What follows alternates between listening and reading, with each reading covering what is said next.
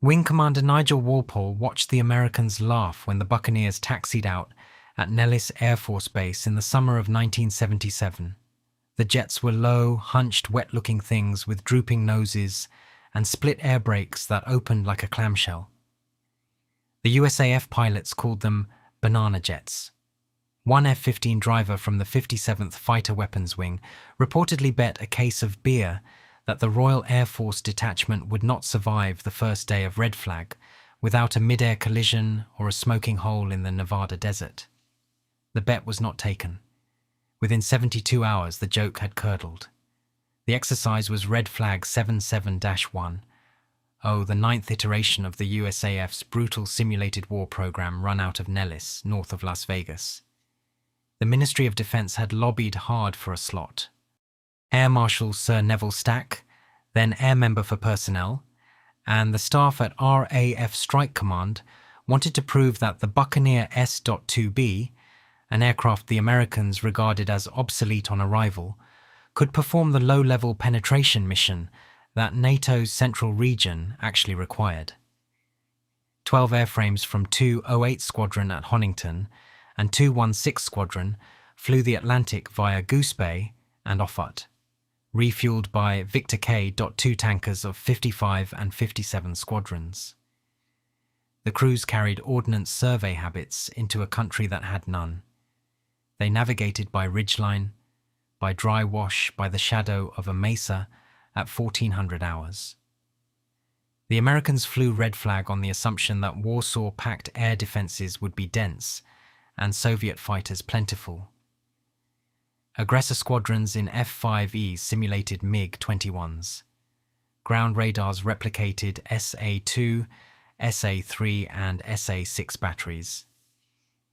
The rules were unforgiving. Every simulated shootdown was filmed, plotted and briefed in front of hundreds of aircrew the following morning. Careers were made and broken in the Nellis debrief theatre. The RAF detachment commander, Wing Commander Tom Ehlers of 208 Squadron, briefed his crews on the first night in a shed on the Northern Apron. The instruction was simple. Fly the aircraft the way you fly it at Tain and over the North Sea. Stay below 100 feet. Do not climb to look at anything. Do not turn to fight. On the first mission, a pair of Buccaneers ingressed at what one American range officer later logged as 50 feet above the desert floor. The F-15S of the Blue Force, orbiting at 15,000 feet with pulse Doppler radars optimized for look-down shoot-down, could not separate the low-flying British jets from the ground return until they were already past the target. The aggressor F-5s, vectored in behind, could not close the gap before the Buccaneers were aggressing at 480 knots down a wadi. The mission film, replayed at the mass debrief the next day, showed a McDonnell Douglas F-15A pilot rolling in for a guns kill and losing his target in ground clutter 3 separate times. The MOD had a liaison officer at Nellis, a squadron leader whose signals back to the air staff at Whitehall were terse and precise. He filed his first report on the evening of that debrief. He wrote that the Americans had begun asking, with genuine interest rather than mockery, how the RAF was doing it. He wrote that a McDonnell Douglas technical representative attached to the F-15 program had sat through the film with his arms folded and had said nothing at all. He wrote that the exercise had another 11 days to run. The Buccaneer at Nellis was the wrong aircraft in the right place, and Whitehall knew it. Blackburn Aircraft had designed the S.1 in the mid-1950s for the Royal Navy's Fleet Air Arm to fly under Soviet radar cover and toss a nuclear weapon at a Sverdlov-class cruiser from 10 miles out. The naval staff requirement was NA.39, issued in 1954. The prototype flew from Bedford in April 1958. The aircraft entered service with 801 Naval Air Squadron aboard HMS Victorious in July 1962. It was a maritime strike aircraft built for the deck of a fleet carrier, and by the summer of 1977, the Royal Navy had no fleet carriers left. HMS Ark Royal, the last of them, had paid off at Devonport in December 1978. She was in her final commission as the RAF detachment prepared for Red Flag. The 1966 Defence Review, presented to the Commons by Dennis Healey on February 22nd of that year, had killed the CVA-01 carrier program and, with it, the strategic case for a naval strike aircraft of the Buccaneer's kind. Healey's argument was that the RAF could cover the roles east of Suez with the F111K, ordered from General Dynamics in the same review. When the F111K itself was cancelled in January 1968 as part of the Sterling crisis retrenchment, the air staff at Adastral House were left holding a requirement, and no aircraft to fill it. They took the Buccaneer. The S.2 variant with Rolls-Royce Spey engines was transferred to the RAF and delivered to 12 Squadron at Honington from October 1969. The aircraft the crews took to Nevada 8 years later was, in every operational sense, a hand-me-down from a navy that no longer existed in the form that had commissioned it. The air staff wrote the RAF Buccaneer Force into a very specific role. It was to fly from Honington and Larbruck in Germany at heights the JYC assessments of Soviet air defense coverage identified as the safest available. Below the effective floor of the SA-2 and the SA-3, below the reliable acquisition envelope of the MiG-25 Foxbat, and below the horizon of most ground-based early warning radars. The tactic was called ultra-low-level penetration. In practice, it meant flying at 100 feet above ground level across the North German plain in weather that permitted nothing else, and rehearsing it constantly. The Buccaneer's designers had built the airframe for that punishment. It had a machined from solid wing skin, an integrated fuel tank structure, and a rotating bomb bay that reduced drag and allowed weapons release at very high indicated airspeed.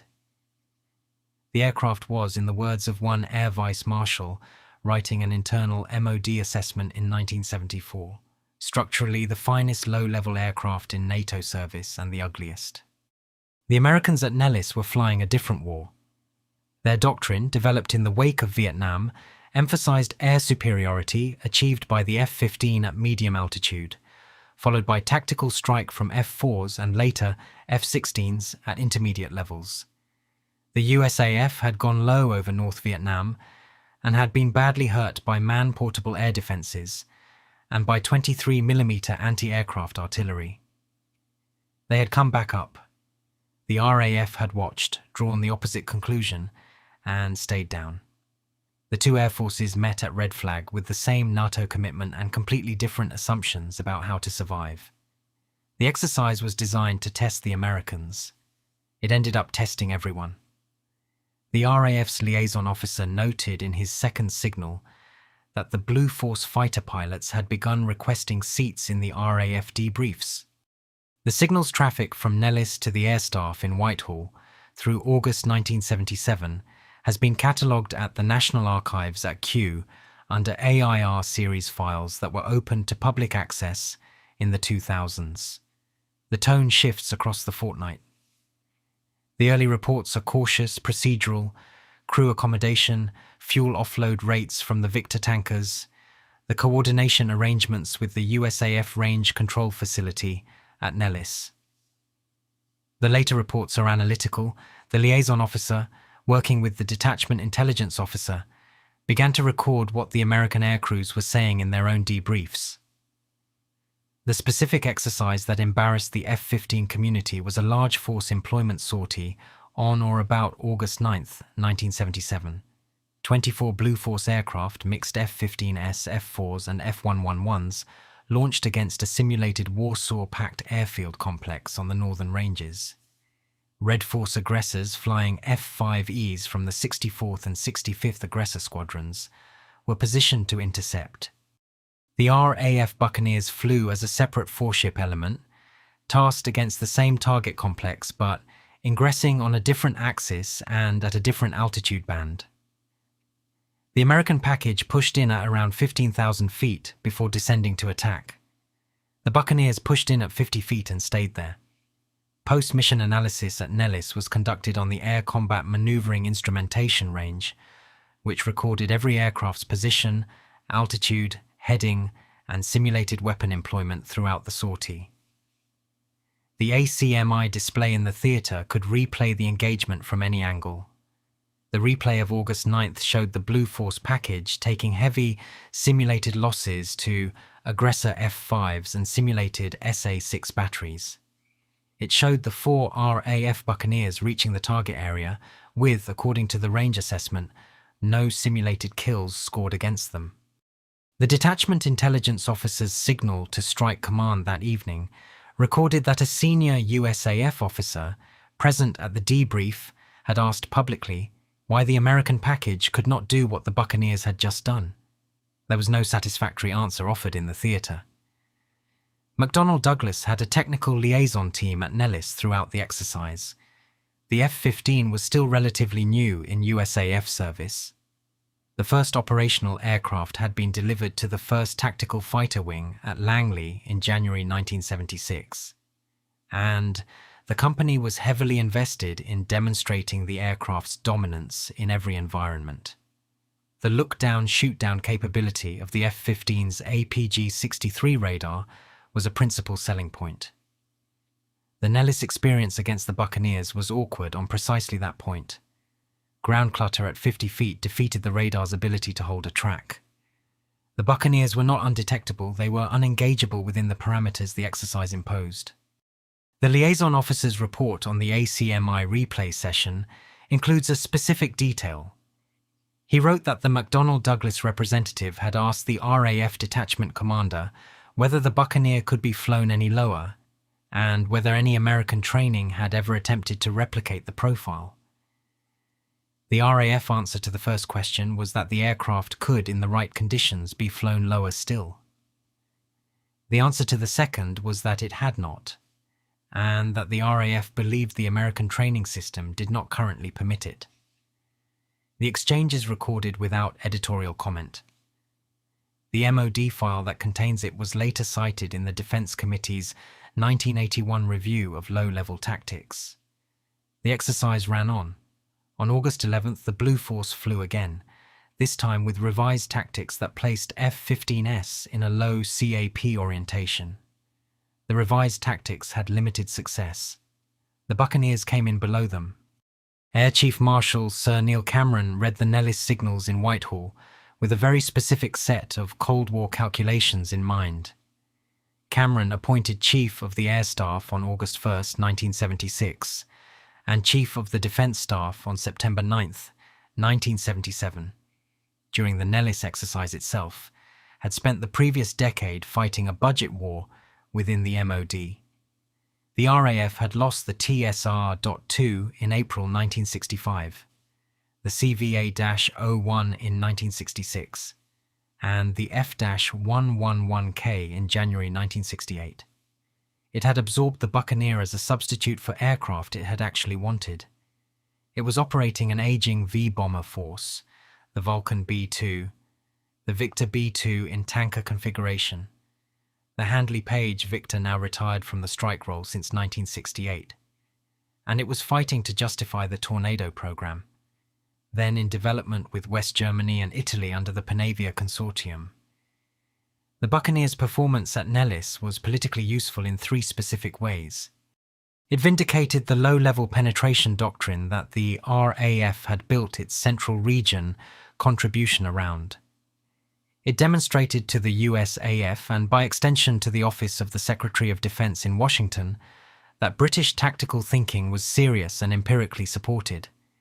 It provided ammunition for the Air Staff's argument that the Tornado GR-1, then in flight test, would carry forward a viable British approach to the strike mission into the 1980s and beyond. The Tornado was designed explicitly for the same ultra-low-level profile the Buccaneer had just proven at Nellis. It had terrain-following radar, variable geometry wings for high-speed, low-altitude flight, and the same tolerance for turbulence at very low levels that the Buccaneer possessed. Cameron sent a private note to Fred Mully, Secretary of State for Defense, in the second week of August. The note has not been fully declassified, but the covering minute survives at Kew. It refers to the Nellis reports and recommends that the Air Staff prepare a briefing for the Defense Council on the tactical implications, with particular reference to the Tornado program's justification. Mully was in a difficult position politically. The Callaghan government was working under the IMF loan agreement of December 1976, which had imposed strict controls on public expenditure. Every major defense program was under review. The Tornado in particular was expensive.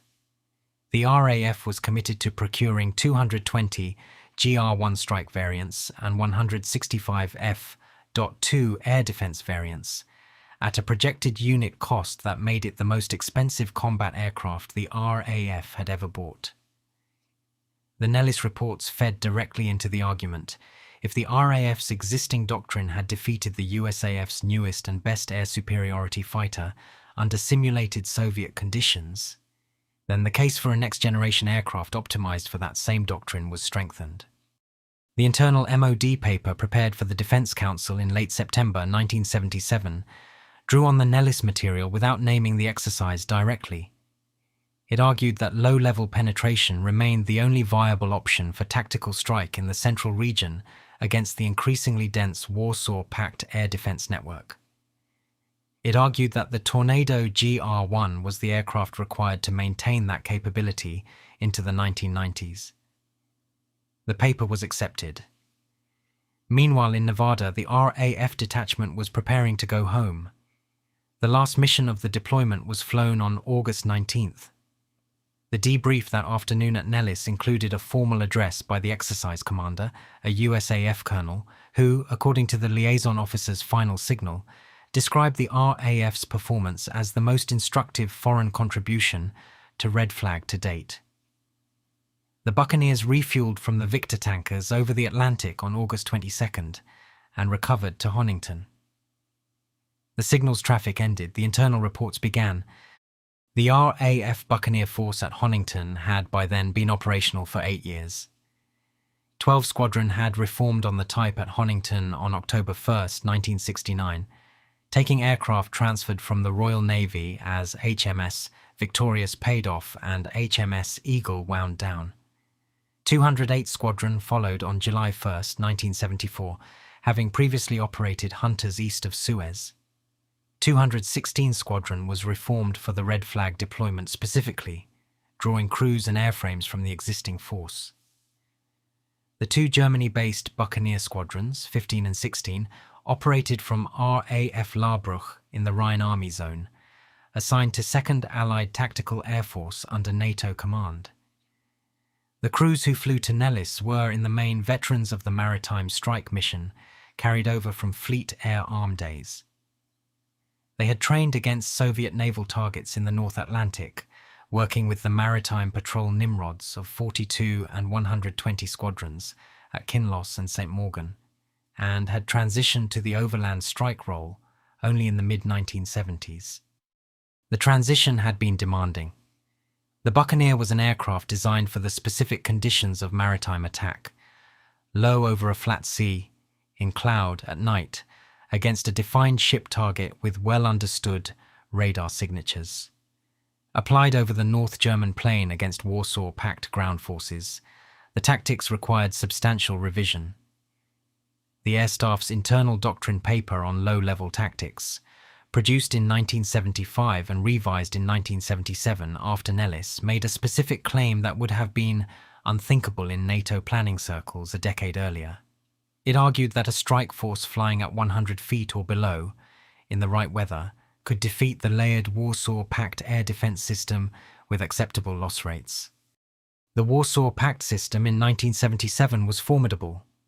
SA-2 batteries around fixed targets, SA-3 for lower altitude coverage, SA-4 mobile systems at army level, SA-6 at divisional level, SA-8 and SA-9 at regimental level, and the ZSU-23-4 Shilka anti-aircraft gun system integrated into armoured formations at battalion level. The RAF assessment was that the SA-6 was the principal threat, and that ultra-low-level ingress defeated it in most engagement geometries. The Buccaneer's specific advantages in that role were structural. The wing was strong. The airframe could sustain gust loadings at high indicated airspeed that would have damaged less robust aircraft. The Blackburn design team working under Barry Late at Brough in the mid-1950s had over-engineered the structure to survive carrier operations, and the over-engineering paid dividends in the low-level overland role 2 decades later. Fatigue life on the RAF fleet was extended repeatedly through the 1970s and 1980s as the airframes proved durable. The last Buccaneer was withdrawn from RAF service in March 1994, having outlived several aircraft that were designed to replace it. The Nellis deployment was not an isolated event. RAF Buccaneers returned to Red Flag on multiple occasions through the late 1970s and into the 1980s. The 1978 deployment produced further favourable assessments. The 1980 deployment coincided with the introduction of the Tornado into service planning and provided direct comparative data for the transition. By the mid-1980s, RAF crews at Red Flag were routinely regarded as among the most tactically capable participants. The Buccaneer had shifted from being an object of American amusement to being an object of American study. The USAF Weapons School at Nellis, according to informal RAF accounts, began to incorporate elements of the low-level ingress doctrine into its own curriculum. The Buccaneer went to war for the first and only time in January 1991 from Muharraq in Bahrain as a laser designator for RAF Tornado strikes on Iraqi bridges and airfields. Operation Granby, the British contribution to the Gulf War coalition, was authorised by Margaret Thatcher's government in August 1990 and executed under John Major from November of that year. The RAF deployed Tornado GR1s and F3s, Jaguars VC-10 and Victor tankers Nimrods and, from January 26, 1991, a detachment of 12 Buccaneer S-2Bs from 12 and 2 08 squadrons based at Muharraq International Airport in Bahrain. The Buccaneer detachment commander was Wing Commander Bill Cope. The aircraft carried PAVE Spike laser designator pods borrowed from the RAF's existing inventory and were used to designate targets for Tornado GR1S carrying laser-guided bombs. The requirement had arisen because the Tornado force was suffering. The GR1S had been tasked initially with airfield attack using the JP-233 runway denial weapon, which required a low-level overflight of the target. 2 aircraft had been lost by January 17th, another on January 19th, and by the end of the first week the tactics had been revised. The Tornado force switched to medium-level laser-guided bomb delivery. The problem was that no Tornado GR1 in theatre was fitted with the TIALD designator pod. TIALD was still in development and would not enter service until later in the campaign. The interim solution was the Buccaneer with PAVE Spike. The Buccaneers flew their first operational mission on February 2, 1991, against a bridge at Az Samawa on the Euphrates. The mission was flown by 4 aircraft. The target was successfully struck. Over the following 4 weeks, the Buccaneer detachment flew 218 sorties. Their targets included bridges at Al-Qaim, Ar-Rutba and Ar-Ramadi, and airfield facilities at H3, H2 and Al-Taqaddum. Not a single Buccaneer was lost. The aircraft that the RAF had operated at low level for 2 decades was employed in the Gulf at medium altitude, in daylight, above the effective ceiling of Iraqi anti-aircraft artillery, and the SA-7 shoulder-launched systems that had accounted for coalition aircraft earlier in the campaign. The Buccaneer crews at Muharraq were, by 1991, the last generation of RAF aircrew qualified on the type. The aircraft had been scheduled for withdrawal. The Tornado GR1 with TIALD was intended to replace it in the designation role, and the maritime strike role had been transferred to the Tornado GR1B variant coming into service with 12 Squadron at Lossiemouth. Granby was a coda, it was also a vindication. The Buccaneer, 29 years after entering Fleet Air Arms Service and 14 years after the Nellis embarrassment of the F-15 community, was providing the coalition with a designation capability the USAF could not itself supply from its own tactical fighter fleet in the required numbers. Air Chief Marshal Sir Patrick Hine, Joint Commander British Forces Middle East, wrote in his post-operation report that the Buccaneer contribution had been operationally decisive in the bridge interdiction campaign. The specific claim was carefully worded and was later qualified by other assessments, including the Ministry of Defence's official statement on the defence estimates, published in June 1991, which attributed the success of the interdiction campaign to a combination of factors, including USAF F-117, F-111F, and F-15E contributions. The Buccaneers' role was, however, a documented and material part of the campaign. The last RAF Buccaneer detachment left Muharraq in mid-March 1991. The aircraft flew home to Lossiemouth via Cyprus, refueled by VC-10s of 101 Squadron.